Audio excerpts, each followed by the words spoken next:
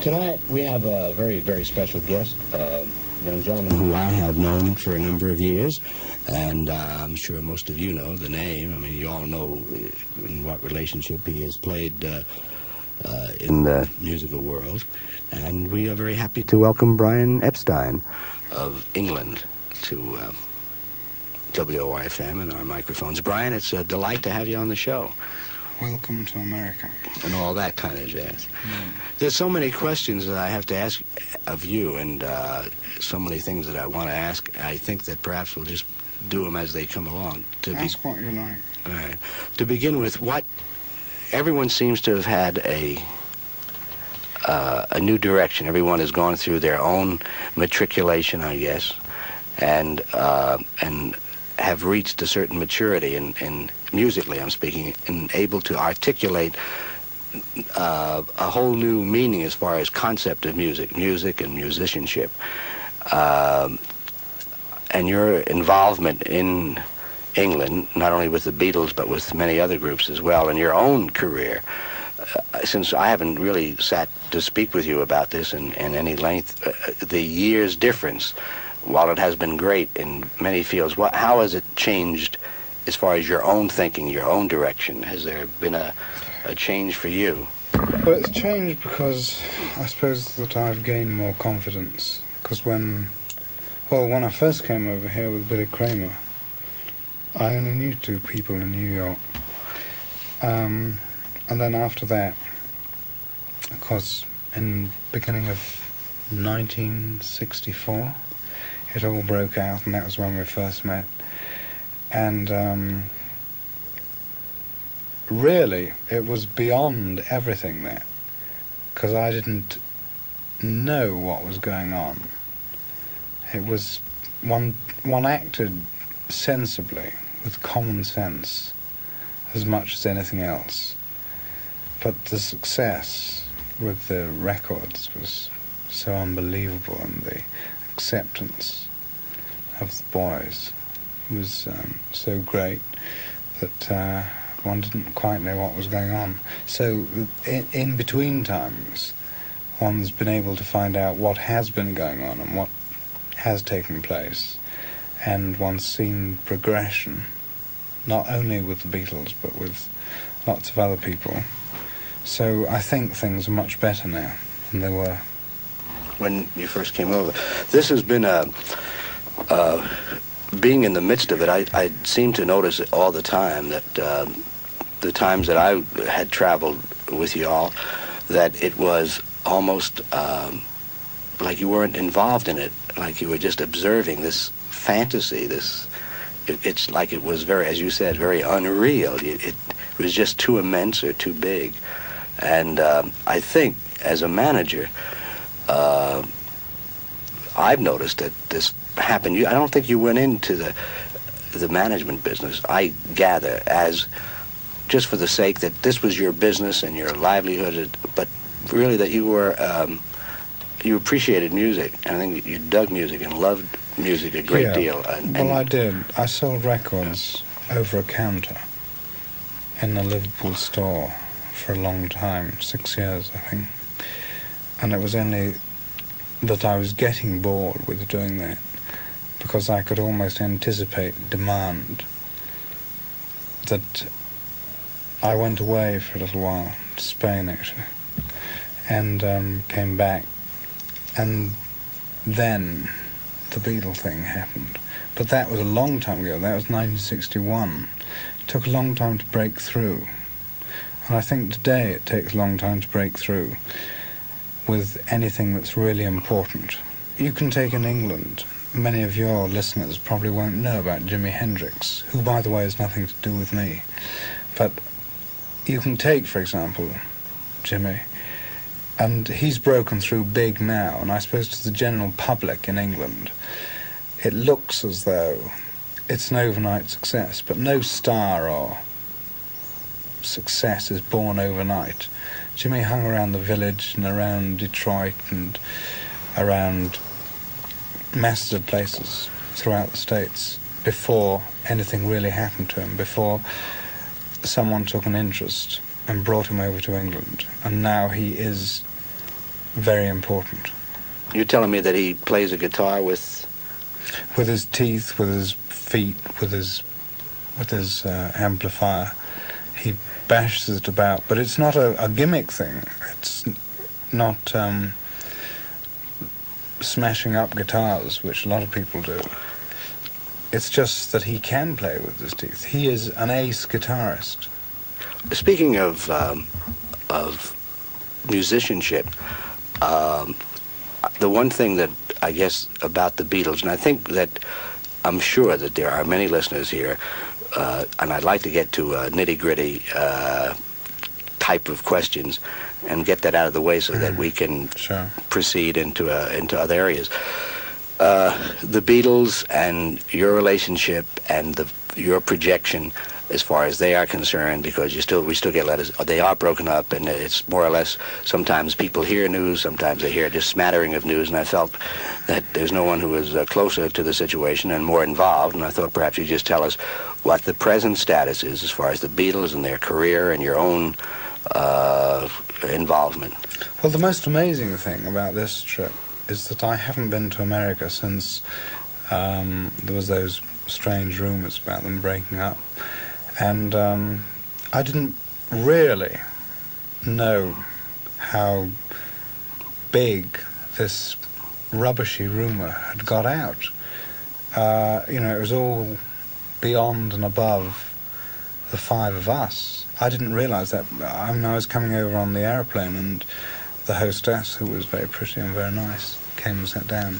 That's nice. And the first thing she said was, well, they're breaking up now, aren't they? And this was fait accompli, One thought she had decided that this had happened in her own mind, and what are you going to America for? Mm-hmm. But this wasn't true at all. There was no breakup, it was just a rumour. And I thought that I scotched the rumours in London with various announcements, and even the boys said, there was nothing in it. And I even got them not to say anything about it, because it was all so stupid. Well, the one thing which you probably didn't realize, and I remember, there was always a rumor each week about the Beatles back in the more hysterical days in 64, 65, and the printed stories about Paul getting married, and of course him ending up being the only one that hasn't been married. And so that most of the time on the air was trying to find out what the true facts were. But here it really had developed to a point where I was even starting to be brainwashed.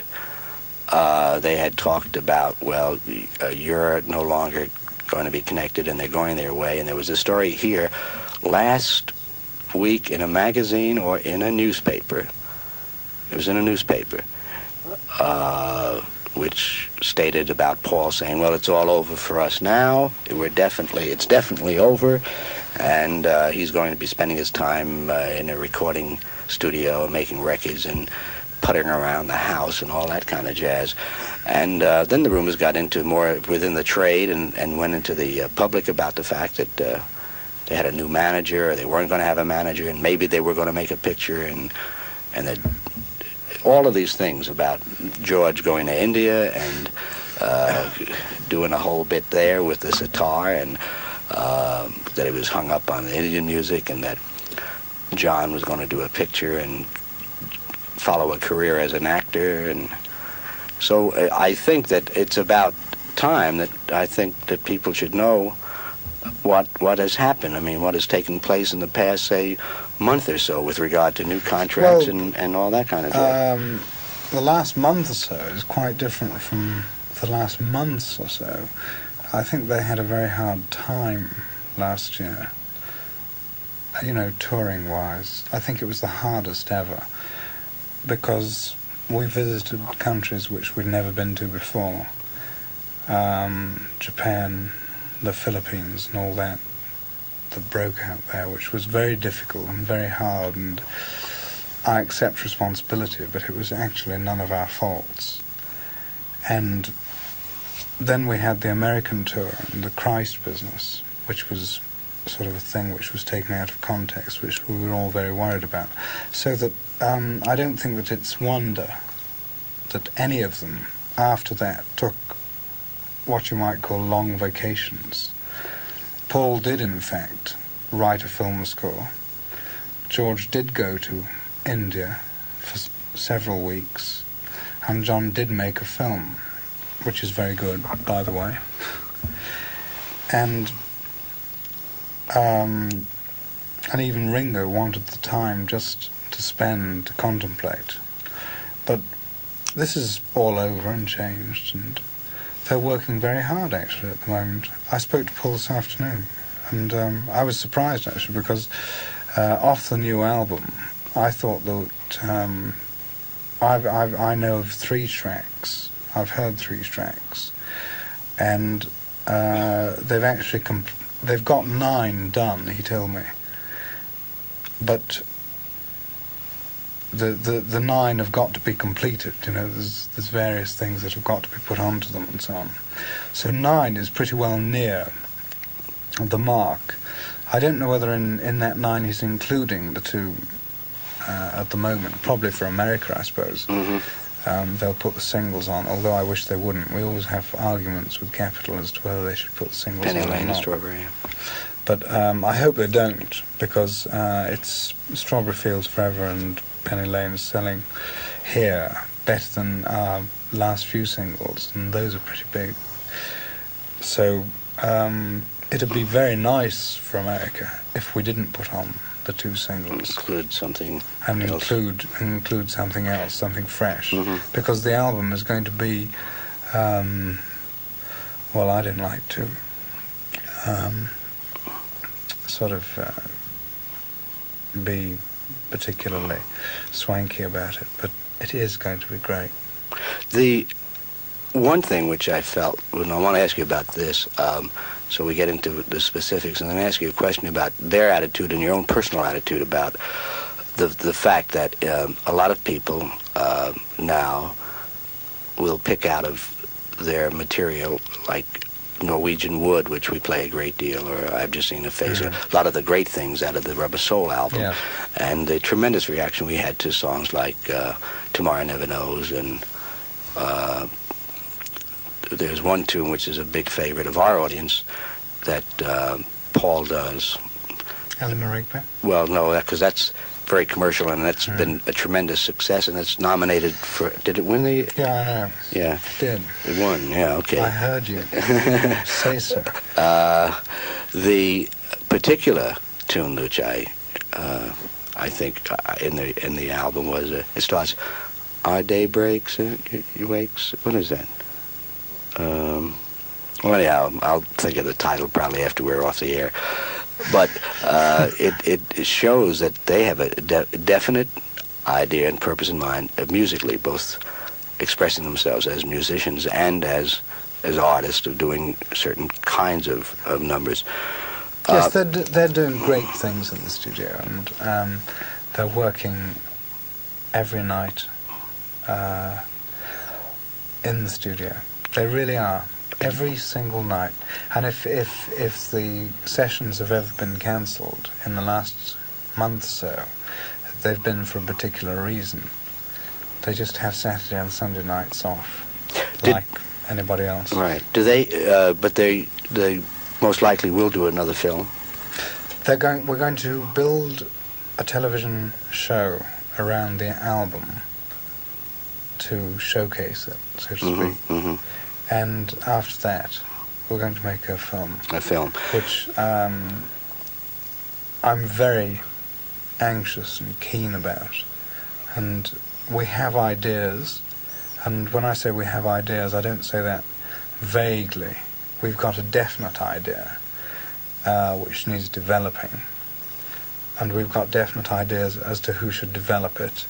And we've got definite ideas about what sort of director should be involved.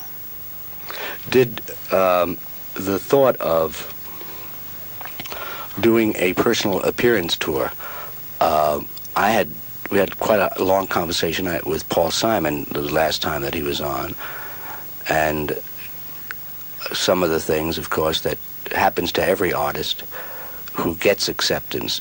But particularly, I mean, you have a few phenomena that happen. Sinatra, Presley, and the Beatles, I guess, were the big three of the past 20 years, anyhow. But in either case, I would imagine that where they've already done that bit of having 50 some odd or 60 some odd thousand people in a ballpark go hysterical and go out there and just play. And as the boys often said, you know, they were watching the people just as much as the people were watching them, just the reaction, you know. Yes. But it would seem that since they're doing so many groovy things and writing so many things and have so much to say, that it would seem to me that maybe one of the reasons that they wouldn't want to do a tour of that kind of tour again would be because I think they've got something more to say than getting mass hysteria. I think what you said, which was most salient, if they like that on this program, is the kind of tour. I don't think that you get any one of them or me to categorically state that they will never appear in public again, not because of the financial aspect, but because it will be very difficult to progress from those sort of tours. And in any case, this is my personal point of view, how creatively satisfactory for them are those tours, except in terms of finance. And they don't really think too much about that. They leave that to me anyway. But one understands it very well. So there's no reason why they shouldn't appear in public again. But I don't think that it will be in the concept that we've known previously. Well, I think, too, that that's just in keeping with... that's why in getting your idea and your concept seems to be moving to have a definite rapport with those of the boys, because I know that you always sit together and talk things over, and it's great that you're both moving, you in your managerial capacity and they in their artistic capacity seem to be, you know,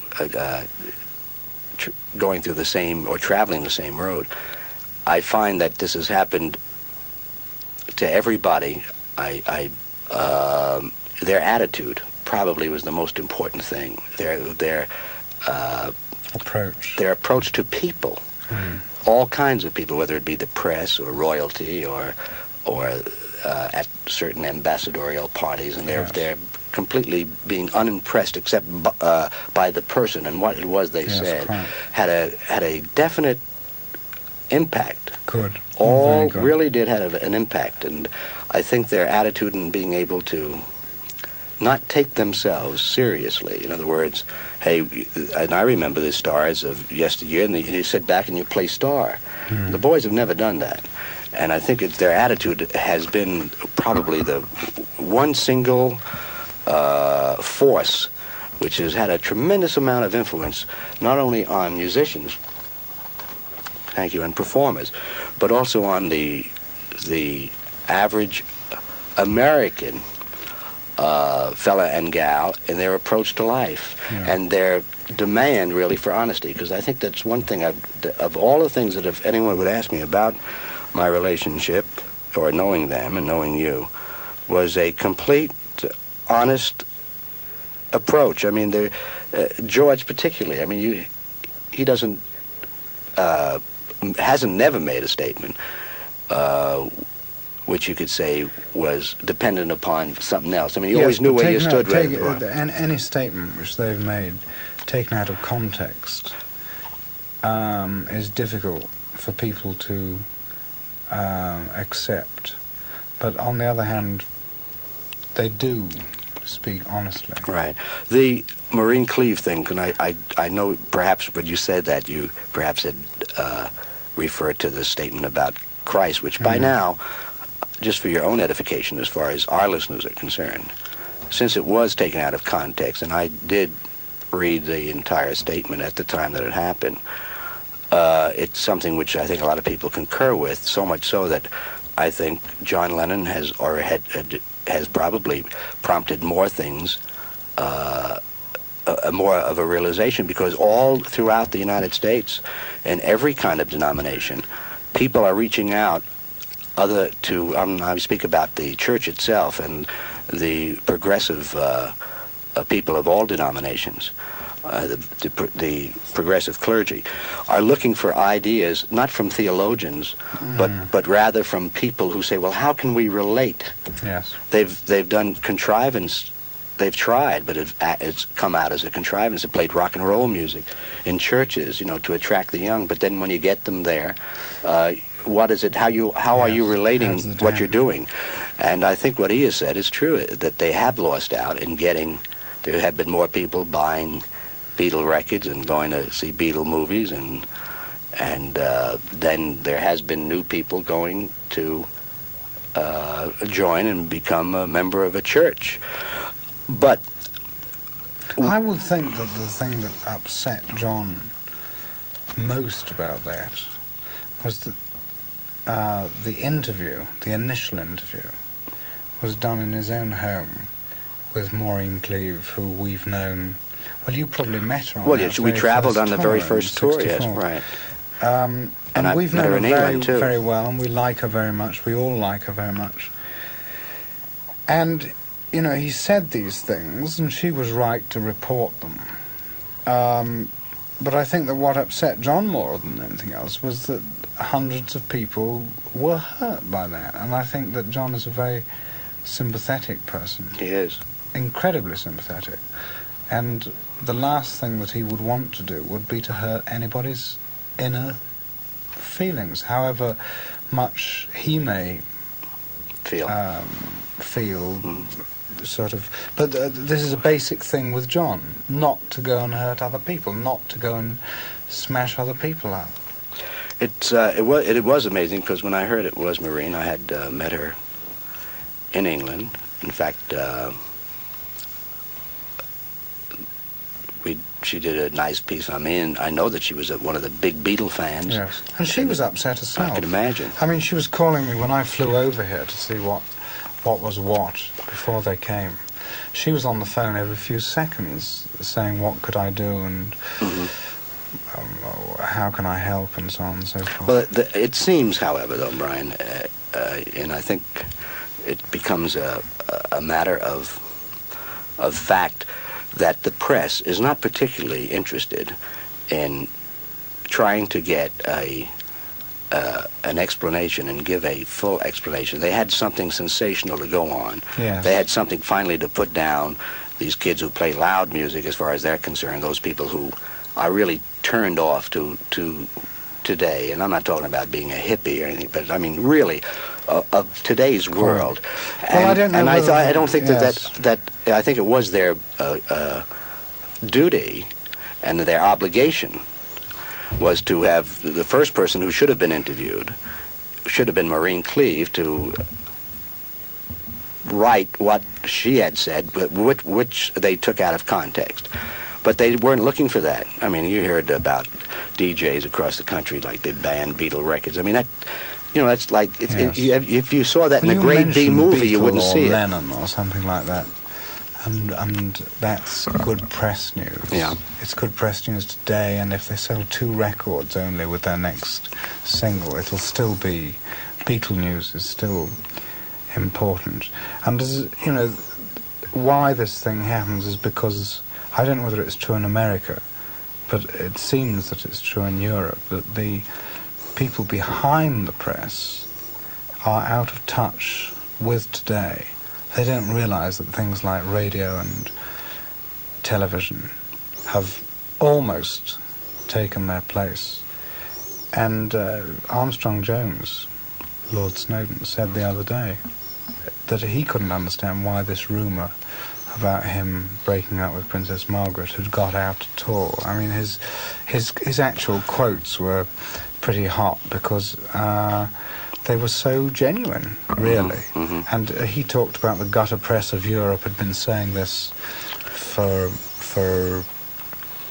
years, ever since they first married. He was saying that sort of thing. and he couldn't understand it. Of course, they hadn't said it in England because it hadn't broken big enough in Europe. But he did say that, and I think that he had a right to say that, because it's just names, sensational names, and sensational stories to be built up upon. I think perhaps what you say is best exemplified, that radio and TV as information sources.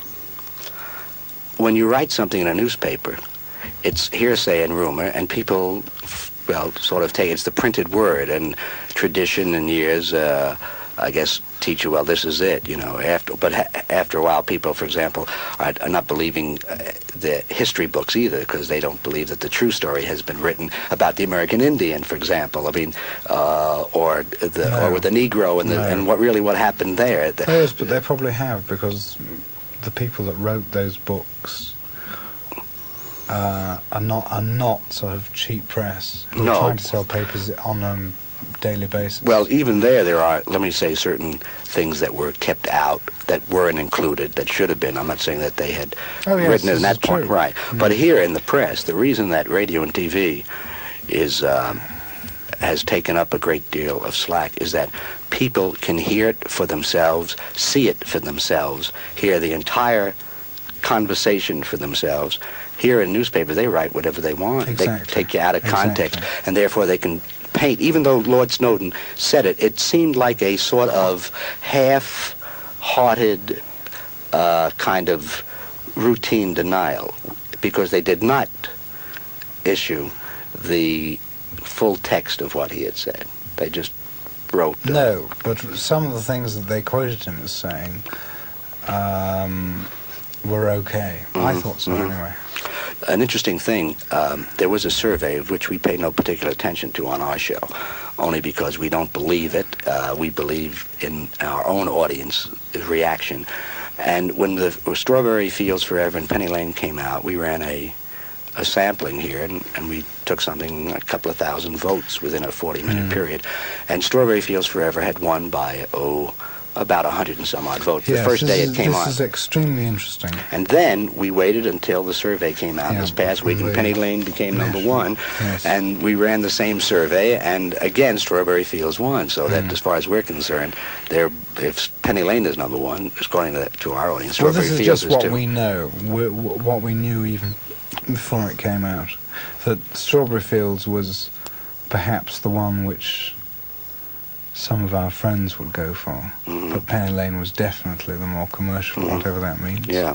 Well, is there any would you say that there is a compatibility in the forthcoming album with those two sounds, or are there further expressions of types of music and lyrical content? There are. Yes. Okay, good. And it's absolutely amazing. I can't believe it myself.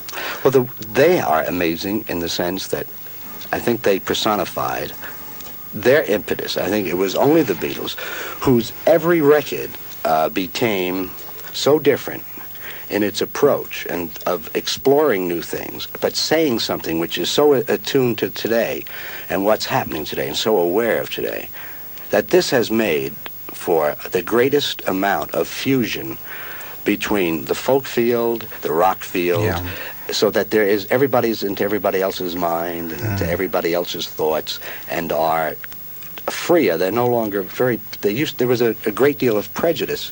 I don't know how it was in England, but there's been a great deal of prejudice here in the past about the various categories of music. I think the Beatles helped a great deal in starting an impetus that broke down these so-called prejudices and barriers so that everybody could appreciate what everybody else was doing. I even had acknowledged that the one person, it was the John and George and Paul, who had made me aware of that Dylan existed back around 64. Yes. And the fact that Dylan was a big fan of the Beatles, and the Beatles were fans of Dylan, and then Dylan not caring if they booed at Newport because all of a sudden he electrified his backgrounds, and the Beatles not saying, hey, well, this record sold, let's stay with the I Want to Hold Your Hand bit. They were really expressing, whatever they felt musically. Yes, well, one of the things which the Beatles have taught me, and they've taught me many things, and one of the biggest hang-ups that I ever had personally, was to categorize people. And they do not categorize people or things or music. There's nothing which is bad. There are some things which are trite and lousy, but one doesn't necessarily have to categorize them. I mean, the Monkees, who are enormous here and enormous in England, good luck, great. I think I love their records. And we met them in England, and they're nice guys. So you don't categorize them as being, there was, when they first erupted in England, there was quite a lot of knocking in the press, which was supposed, I suppose, to sort of say, well, here we are, the great British people with our beautiful Beatles. Well, we are. We do have our beautiful Beatles, but there's nothing the matter with the Monkees. And the Monkees have given a great boost to the industry and the kids and everybody's buying their records, and there's nothing the matter with that at all. No, I think it is, however, very wise if they would come right out and express the fact that, fine, hey, we don't play the instruments. We are just learning to play the instruments. We didn't make our own tracks, but we're learning. Do say that. But they did say that now in London. Anyway. Yeah, they are now. And like I think it was David Jones said to me, he said, thank goodness they were yelling that much so they didn't have to hear us in their first concert. As far as playing is concerned. There's a lot more in it than that. Right. I mean, I think they want to do more things themselves. Right. I very much indeed. Yes, that's true. But then I, as a manager, can't help but admiring the way they were handled, yes, and the way they were handled that went behind them. Even though I wouldn't ever have done it myself, because I'm just not that sort of person. But I can't help but admire it, obviously. Did you? There are so many things happening. I mean, it's great, really. One of the reasons I wanted to get back on the air is that there's so much being done, being said, so many exciting things happening. And there are a couple of new groups who you were involved with. Mm-hmm. One is Cream, and the other The Who. And I thought perhaps you'd tell us a little about them, because I know as soon as I mentioned a couple of the groups around, there was without them having a big smash record here, there was a lot of excitement. I mean, tremendous amount of interest, particularly with The Who, because of at least they had one record out. Now the interest is climbing. We're among the more erudite who for the Cream, who have heard about the fact that Eric Clapton is in the group and recognized as one of the great guitar players. Could you tell us just a little about... Well, these are good people. I come into them by my organisation in London, for which I'm called a capitalist. But I don't really sort of have that much, but I'm very proud to be associated with them, particularly the Cream and The Who, because they are rated by everyone, including me, as being tremendously important. And I've been doing these Sunday night concerts at the Savile Theatre, which is my theatre in London, and this has been a tremendous success. And The Who and the Cream have both topped the bills there, to very, very successful audiences. I mean, packed out houses. And they were fantastic, unbelievable. Wasn't it The Who that was the originators of taking the lead guitar player, taking his guitar and just smashing it to smithereens on the amplifier? Yes, they were. They didn't actually do it when they appeared at the Savile, not because I think they were inhibited or anything, but just because they did a very great show. And they didn't need to do that. Any gimmicks, yeah. To show how good they were.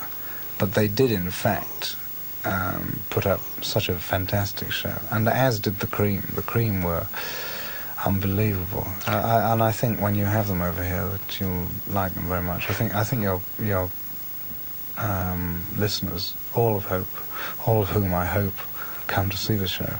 But the most important thing was to create in our minds and in the minds of those listeners exactly what the story is with regard to Epi, and as the boys refer to him, and the story with regard to the Beatles breaking up, and another rumor, again, which has really had a chance to seep through, and to this day, people still thinking that they are breaking up.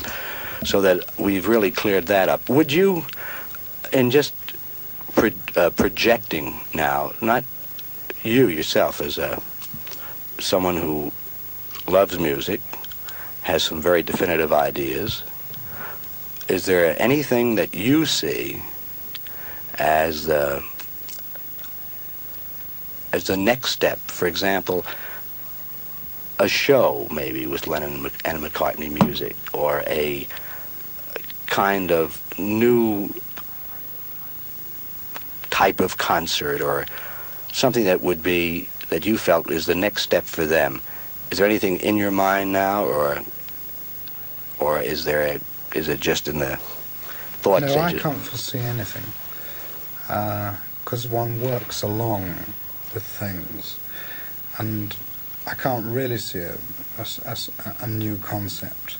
But I've no doubt that there will be, just as all the factors are coming together towards making the new film right now, and I think that they'll be successful. But one doesn't foresee years ahead. People ask sort of, what's the new sound going to be, what's this. Actually, the best thing that anybody ever said about that was once when I was watching a concert in Liverpool, which is definitely for FM listeners, which Sir Thomas Beecham was conducting. And, he was quite a character. And he just turned round to the audience, and I can't remember what he was talking about. He was talking about great music and good music and music that lived and so on. And he said, you've just got to get down to basics, that sort of the music that lives are really the great tunes. You can have the sounds as well. And I think we are developing the sounds today and the techniques, but you've got to have the tunes too. That's so important. I think that as it has happened in the past, of just one event, I guess, will lead to another. I'm trying an entirely new concept of a stage presentation for today's music. We'll soon find out if it works in its present form. I'm excited about it. I believe in it. But I think, too, that the boys are very creative in that sense of probably when the time comes, they'll make their move. In other words, a tour or personal appearances have not been completely ruled out. No, because just like recording, they're taking much longer of their own volition, I suppose, to make records today. I mean, they've been in the studios now for weeks. And I think this is very good and very important, because they are meticulous and almost hypercritical of their own work, and they won't let anything pass. I mean, I know something on Penny Lane which wouldn't have made a scrap of difference to its hit potential anywhere. But Paul rang me up at the very last moment and said that he wanted to make one small alteration. And he made it. He got George Martin to help him make it. And although it wouldn't make any difference, it makes perfection. And this is all important. This is what I've heard from another thing which they're doing. It's happening too. I mean, people are saying the most important thing is, are we pleased with it? Do we want it to go out? Because I think at least they have their own self-satisfaction and that they really believed it's a good record. I think that's probably very important to them. Just going back to the personal appearance thing, there is one thing that has to be said, that some people, in the concept of personal appearances as they are today, are terribly good at it. Now, the Beatles, although they've enjoyed tremendous success throughout the States and all over the world, their success on stage has been I suppose due to many factors, like any success is anyway. But they don't really think, and I don't think that they ever really thought that they were that great on stage. But it was more a projection and a personality that came over that made them great on stage, which they are unable to appreciate. Mm-hmm. But there are some people who are, in the concept of concerts today, great performers. I mean, I can name, say, the Cream, the Who, Jimi Hendrix, and especially for me, somebody that means a great deal is Cilla Black, who is good at being on stage. And another, well, Jerry, yes, also good. Tremendous personality and projection, and this was why originally I managed him. But I was going to mention that I hate, to a certain extent, mentioning my own artists, because it's fairly obvious that I think they're great, otherwise I wouldn't be managing them. But an act which is very well known here, and I had the pleasure to present in London, and I think one of the best concerts that I've ever attended was when, to only 1,200 people, which isn't a great many, in my own theatre, I presented the Four Tops. And this, for me, was one of the most exciting concerts. They are the grooviest people you could wish to present. We've had them many times in our shows, and of course never had a few of our television shows, but never where they could do a complete concert. No. But I think this bears out what you had said earlier. It isn't that they made some records and all of a sudden they were going to go ahead and perform. They made that nightclub round for years. They used to travel with Billy Eckstein on tour and played all the finest supper clubs. And they are not an overnight success again. No, everything they do is just timed. I don't know if they had Norman with them, their drummer. Did they have their own drummer? Yes, they did. It was the second time, but not the first time. The first time was a promotional thing, I see, which we were a bit unsure about. But I knew that putting them into the Savile for 2 shows only, that we'd pack out and it'd be difficult to get tickets. That's the one group that I would say utilizes its audience to the fullest extent. They really reach out, and before you know it, the audience is really participating in part of everything they do. They feel as one, and it's very exciting. I've seen several of their concerts because they've just been back again and done a second tour. But that first one will be unforgettable because it was within the confines of a small auditorium, and that was just too much. There are certain, I guess, times and moments, I know I do too, and you must, that you remember.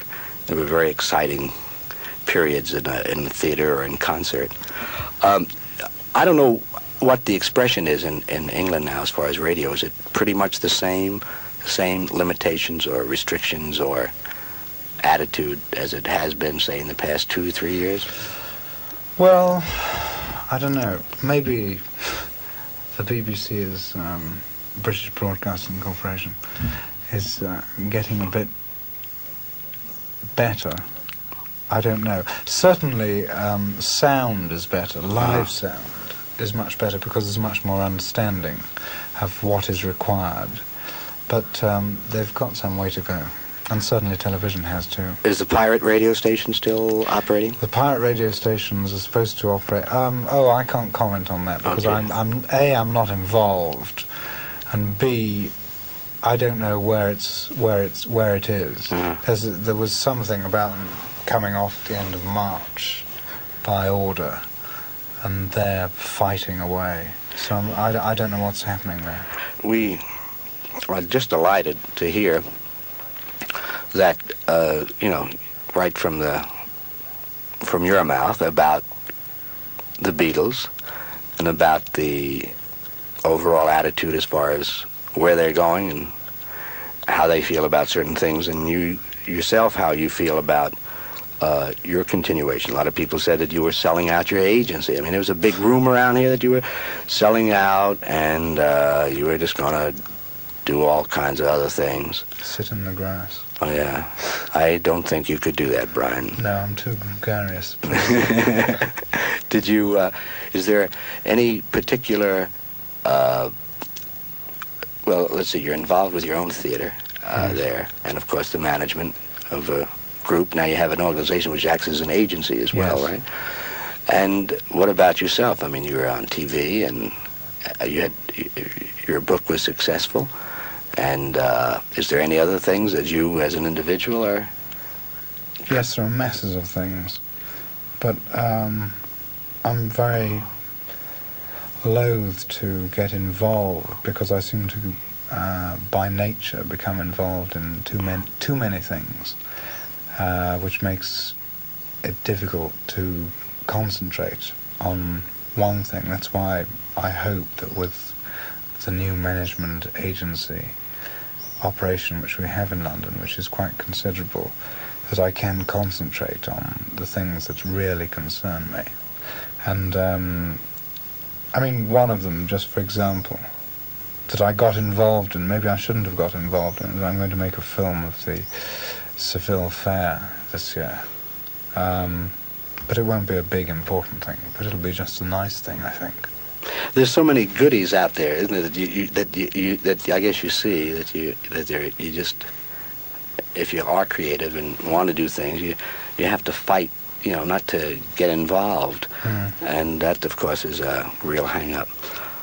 I, for one, want to thank you. I really enjoyed the visit. I was wondering whether or not there is anything before you go that you could tell us about in England as far as any changes.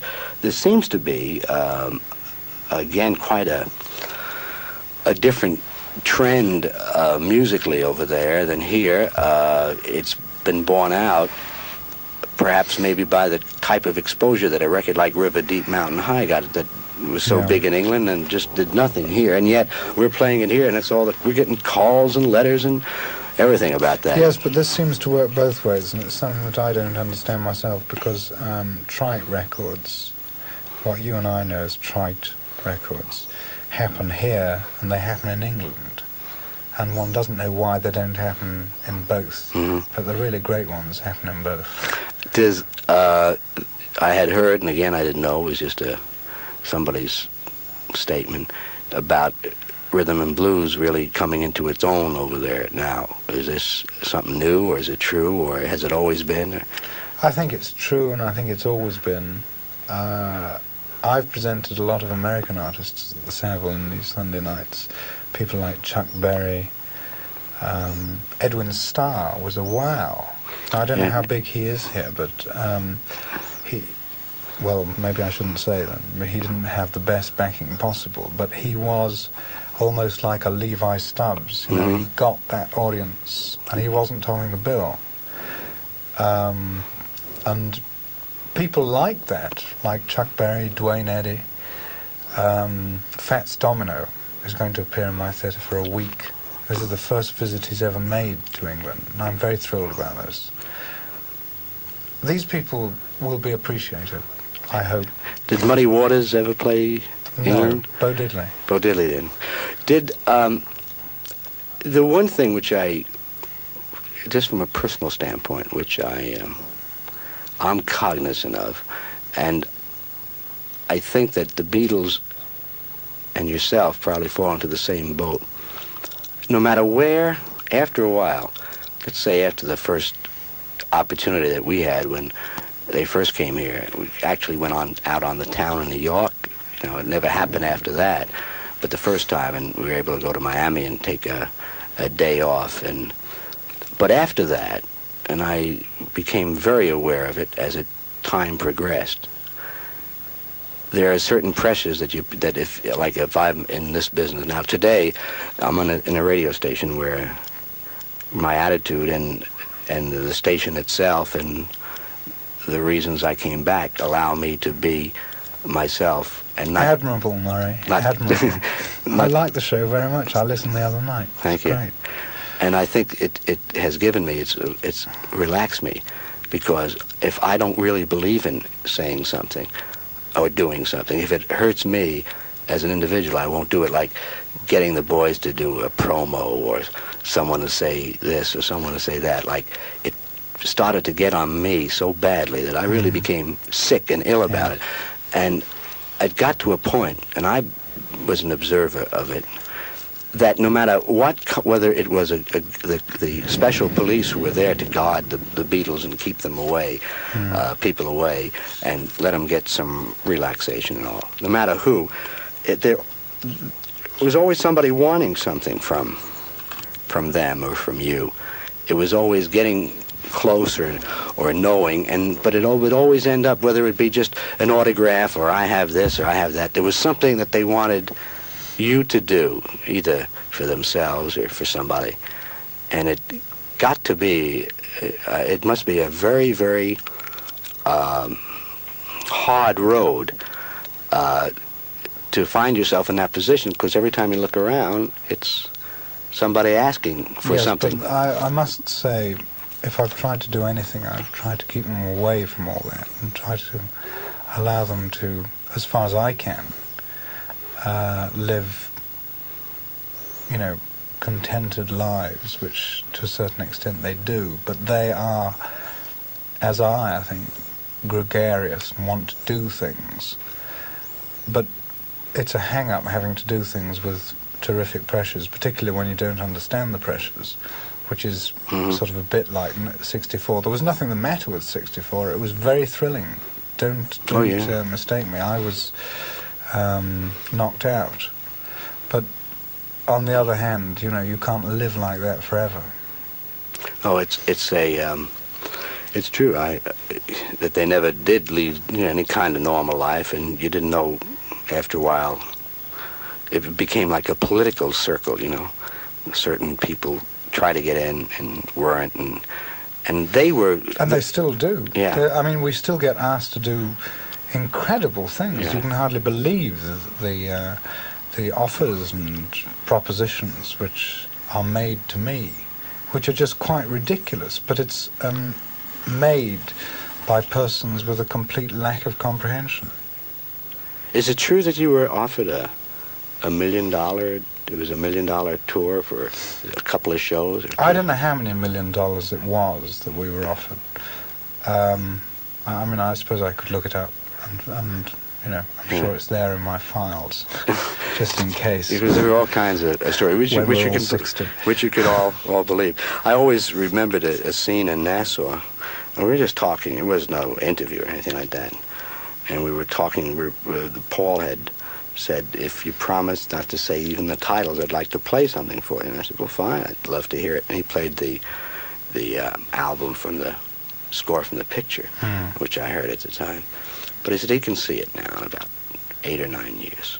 Everyone's sitting around and people talking about music, and someone says, oh boy, let's get out the Beatles album.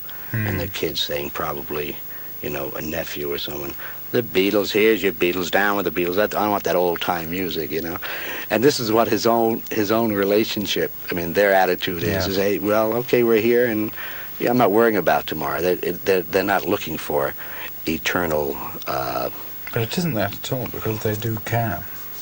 Well, maybe it was the facade. Thank you. But... I think the future is going to be very interesting when for one, am looking forward with keen anticipation to get the album and hear what they're doing.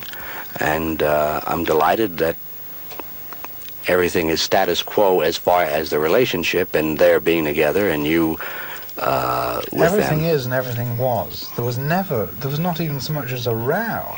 That's the ridiculous thing about it. But it blew up into something.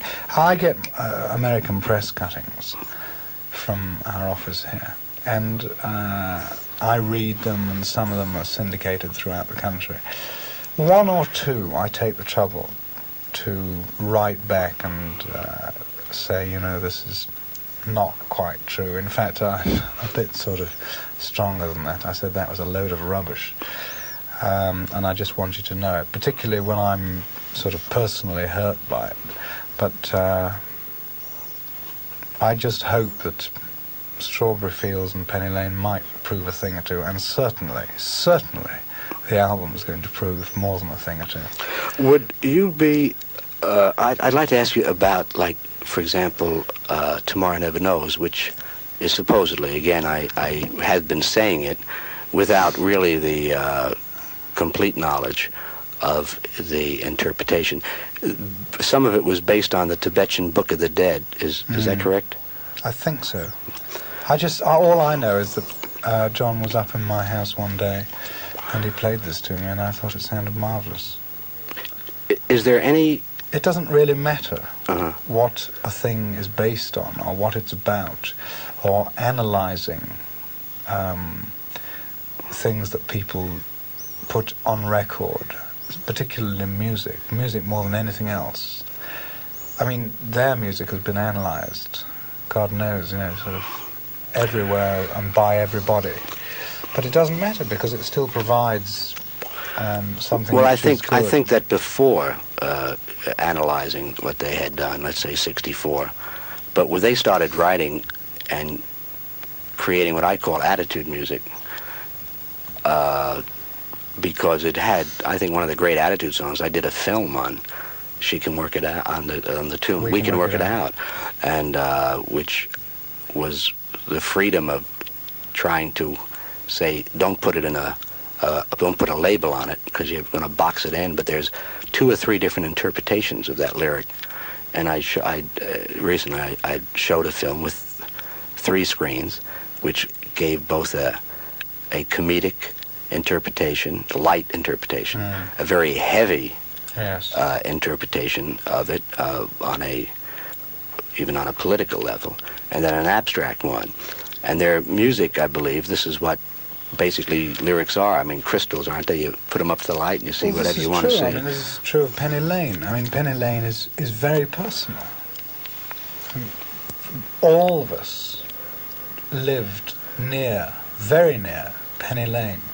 And all of us know about the barber shop and the bank and so on. But this doesn't mean to say that this isn't going to provide a happy few minutes for people all over the place. There's no prize though for guessing the right interpretation of a lyric or what it's supposed to mean. I think the idea is that if it entertains you or you get something of it, fine, you can interpret it that way.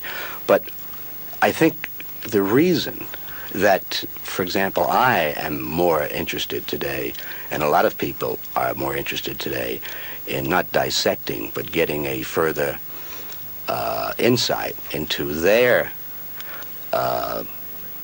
expression of what they are trying to express, what they felt when they were doing it, what they wanted to express, is because that today, all over, and as I said before, they were the force that experimented. I've never seen a group that experimented so much and went from one record to another, and each time that they were saying something, but something very well. They did it very well.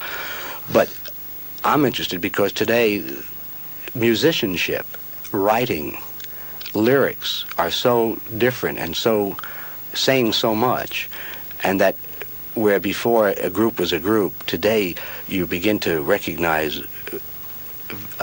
certain instrumentalists because of their great ability to play. You start to recognize their musicianship and their writing ability, and it's very interesting for me, and I know for the audience, to find out in what direction they were pointed in whether or not it was just creating a song or creating it from some sort of experience.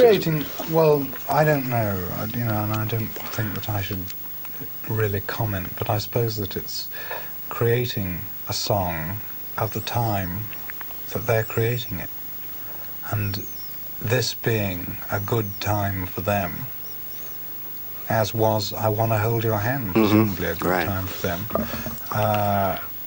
is just as important. Well, I think there are many good times ahead for you and for the Beatles, and I want to thank you so much for taking all this time to spend with us tonight. And we trust that we'll, as we will before we hear a rumor, I like the opportunity. I'll call your office in England and they'll tell me firsthand, because the Beatles are very much together and Epi is very much together. And we're looking forward to a lot of very, very exciting things. We'll try. I can only say that this is sort of an interview. I suppose you call it an interview, but it's been more like a chat. And it's been as pleasurable, quote, interview, unquote, as I've ever had anyway. Well, thank you very much, Brian. Good night.